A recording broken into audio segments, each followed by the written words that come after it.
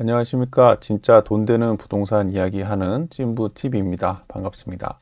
이번 방송은 지난 방송에서 다뤘던 제2경춘국도의 두 번째 시간이라고도 할 수 있습니다. 제2경춘국도가 생겨남으로 인해서 어디가 유명해질지 한번 알아보는 시간을 갖도록 하겠습니다. 제2경춘국도로 인해서 어디가 유명해질지에 대해서 알기 위해서는 일단 가평이란 곳이 어떤 곳인지에 대해서 알아볼 필요가 있습니다.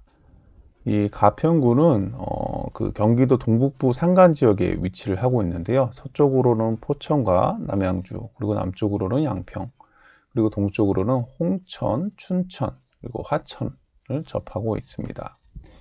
행정구역상으로는 이렇게 그 경기도에 속하고 있지만은 실질적으로는 춘천과 많이 가까워서 춘천의 영향권을 받고 있다고 보시면 되겠습니다. 그리고 한 개의 읍과 6개의 면으로 5개네요. 5개의 면으로 되어 있습니다. 가평구는 이 동에서 서로 흐르는 이 북한강에 위치를 하고 있고, 이 지역을 중심으로 해서 이제 뭐 레저 산업이라든지 관광 산업들이 발달되어 있는 것을 알 수 있습니다. 그리고 이 우측에 있는 이 그림에서 보시다시피 전부 다 지금 초록색으로 되어 있는데요. 전체 면적의 한 80%가 80% 임야로 구성되어 있어서 자연 환경은 굉장히 좋습니다. 하지만 이로 인해서 역으로 개발에 제한을 받고 있고, 개발을 할 수 있는 공간이 매우 적습니다. 가평이 성장하는 이런 도시인지 아닌지 알아보기 위해서는 이 인구수와 그 증가폭이 중요한 판단 기준이 됩니다. 가평군의 인구는 2022년 11월 기준으로 한 6만 3천 명 정도 되는데요. 2006년도부터 인구가 좀 늘어나는 걸로 보이지만은 이 2015년 이후부터는 인구 증가폭이 지금 정체되고 있는 상황을 나타내고 있습니다. 가평군에서 가장 그 인구가 많은 지역은 이 가평읍인데 한 2만 명 정도가 살고 있고, 그 뒤를 이어서 청평면과 설악면이 순으로 나타나고 있습니다. 자, 지금 보시는 것은 이제 지역별 지역 인구 변화를 살펴보는 건데요. 2015년도를 기준으로 봤을 때 대부분의 지역에서 인구가 좀 줄어드는 양상을 보이고 있습니다. 그런데 단 한 군데 이 설악면만 인구가 소폭 증가세를 나타내고 있는데요. 이 설악면 같은 경우에는 다시 한번 나중에 설명하겠지만, 설악면의 인구가 증가한 이유는 서울 양양 고속도로 그 설악 IC가 생기면서 이 지역을 중심으로 이제 수요가 늘어난 것에서 기인을 할 수가 있습니다. 이번에는 가평군의 산업 구조를 한번 살펴보겠습니다. 산업 구조는 지역을 이끄는 주력 산업으로서 산업의 변화에 따라서 지역의 경제적 또 환경적 입지가 변화를 하게 됩니다. 2020년 기준으로 봤을 때 가평군의 총 사업체수는 한 8,900개 정도가 되고요. 그리고 여기에 종사하는 인원은 2만 4천 명 정도가 됩니다. 그런데 사업체 수 기준으로 봤을 때 전체의 한 45% 정도가 이 숙박과 음식점업으로 하고 있어서 가평군의 주력 산업은 관광과 레저, 휴양 등임을 알 수가 있습니다. 이러한 점을 감안할 때 결국 가평군의 미래는 수도권의 여가 기능을 담당하는 관광 휴양 도시로서의 위상이 지속될 것으로 보입니다. 다음은 가평군의 부동산 규제 사항에 대해서 알아보겠습니다. 여기 나와 있는 내용 외에도 물론 토지마다 이 개별적인 규제 사항은 따로 있습니다. 가평구는 지금 4개 자연보존권역, 특별대책지역, 수변구역, 군사시설 보호구역, 크게 4가지의 부동산 규제를 지금 받고 있는 것을 알 수 있습니다. 그리고 각각의 규제 사항이 적용되는 지역들이 이렇게 지도에 표시가 되어 있는 걸 알 수 있습니다. 먼저 이 자연보존 권역에 대해서 알아보겠습니다. 자연보존 권역이라는 것은 수도권 정비계획법이라는 그런 법이 있는데, 여기서 규제를 하고 있는 사항입니다. 규제 사항은 이렇게 나와 있는데, 이걸 정리해서 얘기를 하다 보면 결국은 큰 규모의 개발은 가급적 하지 말자 라는 그런 내용이라고 보시면 되겠습니다. 다음은 특별대책지역입니다. 이 특별대책지역을 지금 살펴보면 이 북한강이 흐르는 이 청평면과 설악면 일대에 이 상당 부분 이렇게 지정이 되어 있는 것을 알 수 있습니다. 이 특별대책지역은 환경정책기본법 이라는 것에 적용을 받고 있는데요. 이렇게 또 내용이 나오게 있지만 이걸 좀 정리하면은 이 북한강 이 물을 마시는 이 수도권 사람들이죠. 수도권 사람들을 위해서 이 인근에 오염될 만한 짓을 하지 말아라 라는 겁니다. 그러다 보니까 공장 같은 것도 들어올 수가 없고요. 개발하는 것도 상당히 어렵습니다. 상당한 이 규제라고 볼 수가 있는 거죠. 수변구역에 대해서 또 알아보겠습니다. 수변구역도 아까 전에 봤던 특별대책지역과 거의 비슷한데요. 내용을 살펴보면 상수원의 수질을 개선하고 생태계를 보존하기 위해서 한천 임자지역에 설정하는 일종의 완충지대라고 되어 있습니다. 그래서 여기에서는 이제 음식점이라든지 숙박업, 목욕장이 있을 이유는 없을 것 같은데요. 공동주택 같은 것도 금지가 됩니다. 예외적인 상황이 있긴 한데 이건 이제 예외적인 상황이니까 한마디로 이런 수변구역 안에서는 이런 행위를 하기가 굉장히 어렵겠구나 라고 생각을 하시면 됩니다. 다음은 이제 군사시설 보호구역인데요. 군사시설 보호구역은 이렇게 회색으로 표시된 지역입니다. 이 군사시설 보호구역은 통제보호구역과 제한보호구역으로 나눠지게 되는데요. 통제보호구역이 사실상 굉장히 강한 규제라고 좀 보시면 될 것 같고, 이 제한보호구역은 그래도 일부 개발 행위가 좀 가능하다, 이런 지역으로 보시면 되겠습니다. 그래서 통제보호구역이라고 되어 있으면은 한 번 더 생각을 해 보셔야 합니다. 지금 보고 계신 이 그림은 이제 개발이 가능한 그런 지역을 표시한 지역인데요. 앞서 말씀드린 규제 사항과 개별 필지별 규제 사항을 종합하여서 이 개발 가능지를 분석한 그림인데요. 이 개발 가능지는 크게 기개발지, 개발 불능지, 그리고 개발 억제지, 개발 가능지 이렇게 나눠지게 됩니다. 기개발지라는 것은 지금 보시면 이렇게 노란색으로 표시되어 있는 부분인데, 이 노란색들은 현재 개발이 된 지역들이라고 좀 보시면 됩니다. 그리고 개발 불능지는 아예 개발 자체가 불가능한 지역들. 그리고 개발 억제지는 일부 지역의 경우는 이제 개발이 가능하긴 한데, 그래도 개발을 가급적이면 좀 억제하는 지역이다 라고 보시면 되겠습니다. 개발 가능지는 이 나머지 이 세 개의 지역을 제외한 지역입니다. 그런데 이 가평군의 경우에는 전체 면적의 4%가 이 개발 불능지와 개발 억제지로 되어 있습니다. 상당히 많은 거죠. 지금도 그림에 보시면 이 옅은 연두색으로 표시된 곳들이 전부 다 개발 억제지입니다. 상황이 이렇다 보니까 가평군에서는 일단 그 개발이 가능한 토지가 매우 협소한 것을 알 수가 있고요.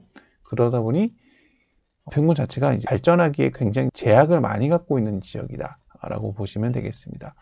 지금 이 보시는 하얀색 부분들이 군데군데 이렇게 점처럼 모여 있죠. 이 부분들이 이제 개발 가능지로 보시면 되겠습니다. 다음은 가평군의 주요 발전 축에 대해서 한번 알아보도록 하겠습니다. 가평군의 경우에는 5개의 도시 지역이 형성이 되어 있습니다. 앞선 그림에서처럼 이 대부분의 지역들이 임야로 되어 있다 보니까 이 도시들이 서로 공간적으로 굉장히 단절이 되어 있는 것을 알 수가 있는데요. 이 밀집하기 어려운 구조인 거죠. 이 가평군에서의 그 중심지는 가평읍이지만 각 도시 지역 간 접근성은 청평을 중심으로 했을 때 각 지역 간 한 20분 거리에 위치를 하고 있는데요. 그래서 이 청평이 가평군 내에서도 이 균등한 접근성을 가진 지역이라고 볼 수 있습니다. 다음은 가평군의 이 주요 도로에 대해서 한번 알아보도록 하겠습니다. 가평군의 가장 중요한 도로는 이 46번 도로이고요. 그 다음에 이 37번 도로, 그리고 75번 도로, 이렇게 3개의 도로가 각 지역을 연결하는 그런 도로의 역할을 하고 있습니다. 이 도로를 중심으로 가평의 개발축이 형성이 되기 때문에 이 지역들을 중심으로 가평을 분석을 해야만 합니다. 이 가평의 가장 중요한 개발축은 청평과 가평을 잇는 이 축입니다. 이 축은 앞서 말씀드린 것처럼 이 46번 국도가 지나는 축이기도 한데요. 이 46번 국도 외에도 2010년에 이 경춘선이 이렇게 지나가게 되는데 이 경춘선이 복선 전철화가 됐습니다. 이렇게 되면서 이 청평과 가평의 이 개발축이 가평에서 더욱더 중요한 역할을 하게 되었습니다. 그리고 서울 춘천 간 고속도로가 2009년에 개통이 됐는데요. 그때 이제 설악 IC가 여기에 생기면서 이 설악의 도시의 성장이 확대가 되었습니다. 그런데 이 지역 여건상 보시면은 가평과 청평은 46번 국도와 또 경춘선이 연결이 되어서 이 개발축으로서의 어떤 역할을 하는데 반해서 이 가평과 설악은 이 도시 기능의 연계성이 좀 미약한 편으로 볼 수가 있습니다. 자, 이러한 도시 구조 하에서 제2 이 경춘국도가 생겨나게 되는데요. 그러면 가평군에서 앞으로 어디가 유망해질까 궁금할 텐데요. 일단 알아야 하는 것은 앞서 말한 것처럼 이 가평군의 주요 산업은 숙박과 음식점이라고 했습니다. 그리고 또 하나 뭐가 있죠? 전원주택지로서도 또 각광을 받는다고 했습니다. 그렇기 때문에 숙박업소로서의 가치와 또 전원주택으로서의 수요를 기준으로 이것을 분석해야만 합니다. 먼저 당연히 이 제2경춘국도의 IC 인근을 주목을 해야 됩니다. 지금 보고 계신 그림은 지금 이 회색과 이 파란색들은 가평군 내에서 숙박업소의 위치에 대해서 나타낸 것이고요. 이 까만색은 가 IC에 대해서 나타낸 것입니다. 지난 영상에서 가나다라의 그 IC 위치에 대해서는 설명을 했습니다. 숙박업소들이 이렇게 도로를 따라서 또 강가를 따라서 형성되어 있는 것을 알 수가 있습니다. 이 지역을 위성사진으로 보겠습니다. 지금 가 IC, 첫 번째 IC가 이 위치에 생기게 되는데요. 아까 봤었던 그림에서 숙박업소가 밀집되어 있었던 지역이 이 하얀색 타원으로 되어 있는 지역입니다. 여기에 그 구운천이라고 했는데요. 이 구운천을 중심으로 이제 숙박업소들이 많이 생겨난 거죠. 결국 제2경춘국도가 이렇게 생기게 되면 결국은 이 가 IC는 46번 국도와 함께 이 지역의 교통의 중심지가 될 수밖에 없습니다. 그렇게 되면 아직 상대적으로 좀 발달이 덜 된 이 지역의 숙박이나 전원주택의 수요가 늘어날 수밖에 없겠죠. 이 반대쪽, 이 46번 국도 반대쪽 위치의 지역들의 가치가 올라가지 않을까 예상이 됩니다. 다음은 두 번째인 나 IC입니다. 이 나 IC는 이 청평역 북쪽에 이렇게 위치를 한다고 했는데요. 지금 이 갈색들이 펜션이나 숙박업소라고 제가 말씀을 드렸는데 이 지역에 보면 굉장히 많은 펜션들이 밀집을 하고 있는 것을 알 수 있습니다. 이런 이유는 여기에 그 아침고요 수목원이라는 좀 유명한 수목원이 있어서 이 지역을 중심으로 관광객들을 노리는 이 펜션들이 상당 부분 이렇게 밀집을 한 것으로 알 수가 있습니다. 이 나 IC의 서측은 이미 그 아침고요 수목원을 대상으로 하는 이 펜션들이 상당 부분 입지를 하고 있다고 앞서 말씀을 드렸습니다. 그러니까 어느 정도 펜션의 공급이 충분하다라고도 볼 수가 있을 것 같은데요. 그렇다면 아래쪽, 이 청평 쪽은 어떨까요? 이 청평역 쪽은 기존 시가지로서 이 IC가 새로 생기게 되면 도심 개발을 촉진할 수 있을 것으로 보입니다. 하지만 이미 이제 개발이 되어 있는 지역이다 보니까 지가가 당연히 높을 수밖에 없겠죠. 그래서 저는 오히려 투자처로서는 이 오른쪽에 보이는 상천역이라는 곳이 있는데요. 여기가 상대적으로 개발이 덜 된 지역입니다.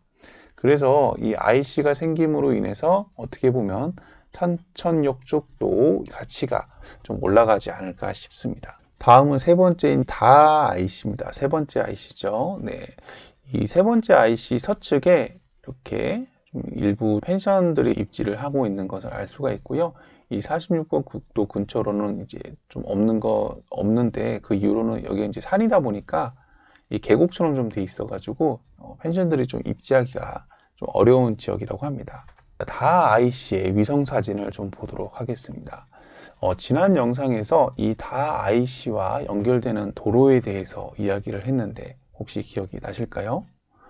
좀 설명을 드리자면 이 다 IC에서 46번 국도로 연결되는 도로가 하나가 나오고 그 다음에 이 북쪽에 이 좁은 도로로 또 연결되는 도로가 하나 생긴다고 하였습니다. 그랬을 때 이 지역이 좀 눈여겨볼 만한 지역이다 라고 이야기를 했는데요. 이 외에도 이 하생이라고 되어 있는 이 지역도 향후에 좀 주거 수요가 늘어날 것으로 보입니다.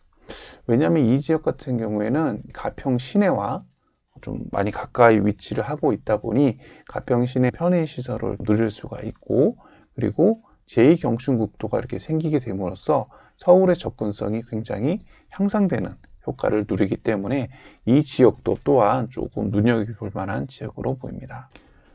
마지막은 춘천시 서면에 위치한 라아이시입니다.